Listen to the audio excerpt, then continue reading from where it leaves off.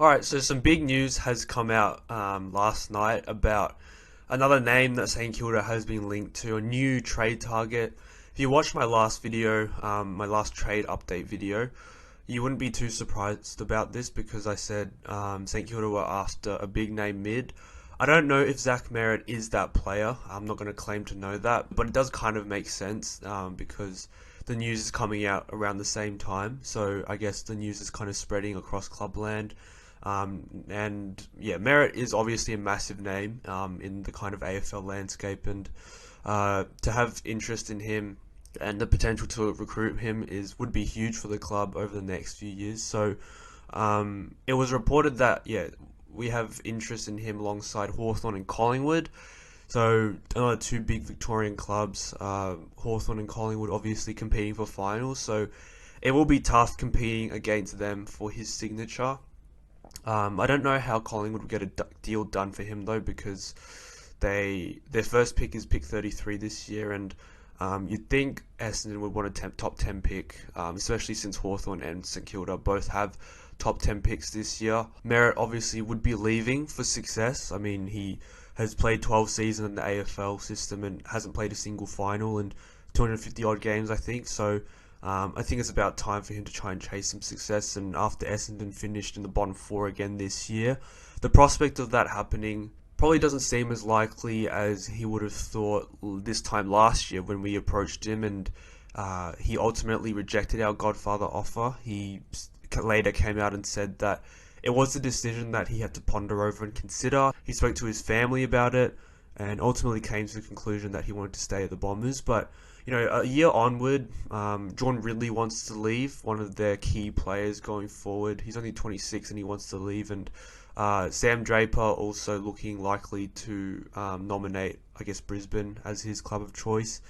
It was reported that Draper exclusively wants to leave, so that was by Jake Clark as well. So a bit of an exodus at the Bombers, adding on to Carlton and Port Adelaide after St Kilda was supposed to be the club that were having a mass exodus. So yeah, a bit ironic there, but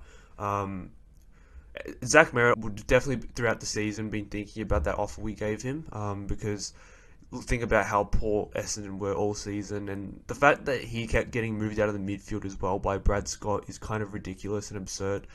Their best midfielder, and he just keeps getting moved to halfback for some reason. I get that they need ball users because of their injuries to Redmond and Ridley, but you don't move your best midfielder out of the midfield. It just doesn't make any sense. If you need a good ball user, you bring in the kids like Zach Johnson.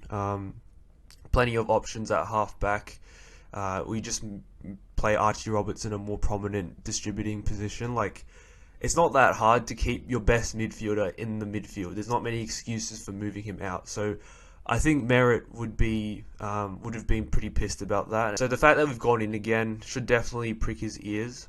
And adding on to my initial report, so I didn't mention this in my last trade video because it felt a bit, I guess, insane that we didn't have a name, but I knew this news. So I'll reveal it now that in that same report that I received, the player had already committed to us. So I don't know if Zach Merrett has already committed to St Kilda as a trade target, but if that report is right, then he probably has, and it kind of makes sense if you think about what I just said about Essendon and how they're kind of crumbling at the moment.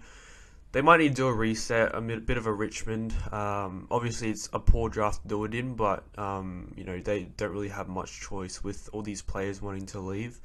So a potential trade for Merrett, I think, pick 7 definitely has to be involved, and then a late first. I don't know how we get that, whether it's a future pick or if it's through trading another player this year.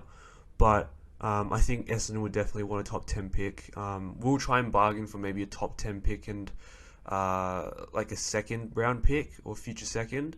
But I think we'll end up giving up a late first. And for a 30-year-old, that's a massive price to pay.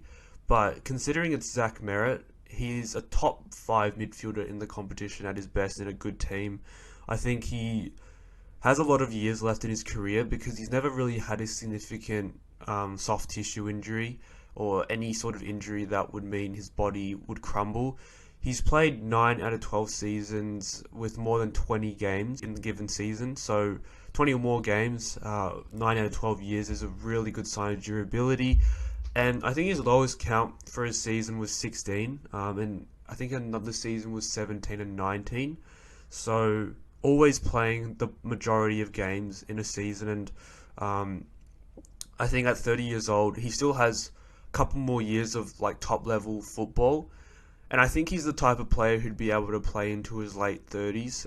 If you think about all the players who have done so, they don't really have a strong injury history or a prominent injury history. And Zach Merrett is the same. Like, he should be able to play into his 30s, assuming his body doesn't break down.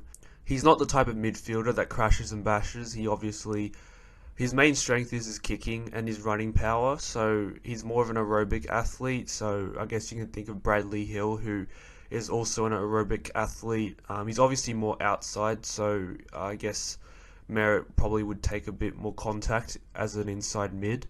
But Hill hasn't been injured for, I think, his entire time at St Kilda, and he's, I think, like 32 now, if I'm not mistaken. So, yeah, 2 years older than Merrett, and you can kind of see Merrett projecting to be like him, or a Steel Sidebottom who's 35 in January, I think, and then Pendlebury who's like almost 40. So plenty of games ahead of him, I think. And for 2 first rounders, it's obviously a big price. But in a weak draft, after the mock draft I did, I think Jevon Phillipou was the player I selected. Sam Cumming was also available. But I just don't think, like, those 2 players are obviously really good, promising prospects, but we already have so many top-end youth players that there comes to a point where, like, there's diminishing returns on having too many of these young guys, because firstly, you can't fit them in the same team. If you have too many of these medium types, some will eventually have to play in their non-preferred roles, and then some will want to leave, some won't even make it at the level. Obviously, it's the more the merrier, but when the opportunity cost is a 30-year-old A-grade top 10 mid that we've been crying out for so long, in a period where we're trying to spike up the ladder, alongside Naz in that midfield, I feel like he's the perfect midfielder for us, because he also does the defensive stuff, so he enables Naz to be that pure offensive weapon. And then you've got Jack McRae in the midfield winning clearances, Phillipou to roll through as well as that kind of forward half striker, and Hugo Garcia will also be amongst the clearances in there as well. Merrett would be able to sweep across the back of the square, back of the circle as well, as that kind of sweeper mid who runs back defensively. But when it's his turn to attack, he has his elite foot skills to get on the run as well. Obviously, we can also change up the midfield mix, so he can obviously play as an attacking mid as well. So plenty of flexibility, I think, Merrett provides in that midfield. And with Tom de Koning tapping it down his throat, like, imagine a Tom de Koning hit out down to Merrett. Merrett bursts out of the centre square and then delivers it square on Max King's chest. And Naz is not even involved. Like, you get Naz involved and it's just like a thing of beauty. So that's definitely something to look forward to if we manage to get Merrett. And if my mail is right, then we probably should get Merrett in the end. So it's definitely very exciting. But that's enough on Merrett. I've been rambling on for a very long time about him. So we'll move on to some more trade news. So Rowan Marshall was reported to, I guess, be assessing his options now. So last night, Damien Barrett was on Footy Classified, and he said that Marshall would have a meeting later this week, and that the decision is line ball. So that was Damien Barrett's quote. And I guess that suggests that Marshall, I guess the earlier reports this year suggested that Marshall would start considering his options after Tom de Koning nominated us, and that has happened. So I guess it falls into line with that timeline. And later this week, I guess we'll know a bit more about Marshall through the media, what his decision is. I think the most likely scenario is that he requests to leave. Whether that's officially or unofficially, I don't know, but I think the club will try to hold him to his contract. But if we get a commitment from Zach Merrett, then, you know, we need to find a late first rounder somewhere to satisfy the Bombers in a trade, in my opinion, and Marshall is the perfect way to achieve that.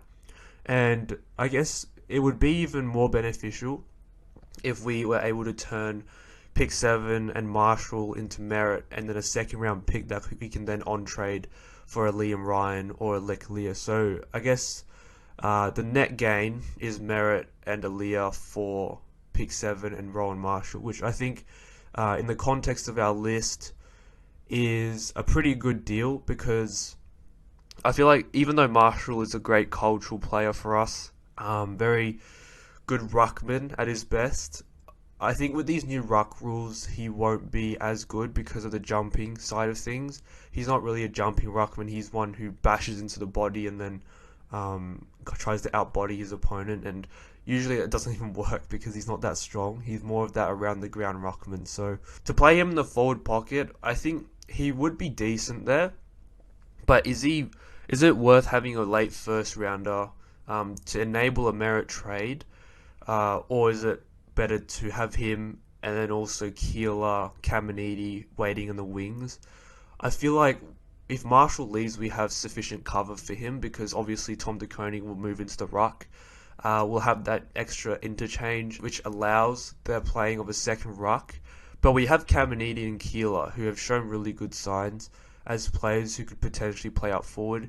If we don't want to play either of them, then, with all these defenders coming in, where does Taru fit in? So I think letting go of Marshall would be the right choice, because we get the currency for Merrett, and then we also have the opportunity to get games into the kids. It seems a bit counterintuitive to maybe trade a 30-year-old for another 30-year-old. But I guess it's weighing up the importance of the roles and then what players you have to make cover for them.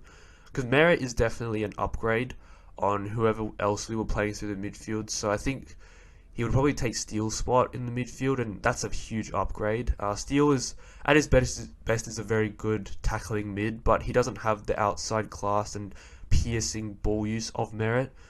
And Marshall obviously is an upgrade on Keeler and Caminiti, but that's not even proven, because Marshall hasn't played forward for a long time, and even when he played with Ryder, he wasn't really a dominant forward. He was kind of just like a 1 to 2 goal per game forward, and barely worth first round pick. So that's just the way I see it. I guess you guys would probably see it differently, but that's where things sit with Marshall. So we'll know a bit more about him later in the week.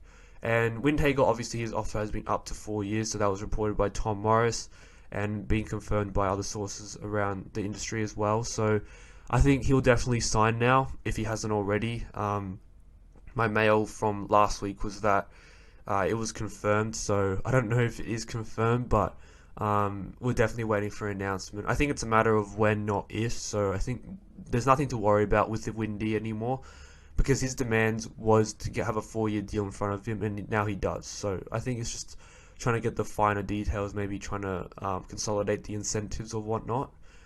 And we'll move on to Jack Silvagni. So there hasn't been any, I guess, rock solid updates on him. I guess the fact that we could be offering 900k for him is an update, but I highly doubt that. I think it's still 800 to 850k. I think the 900k stuff is just clubs making up some BS.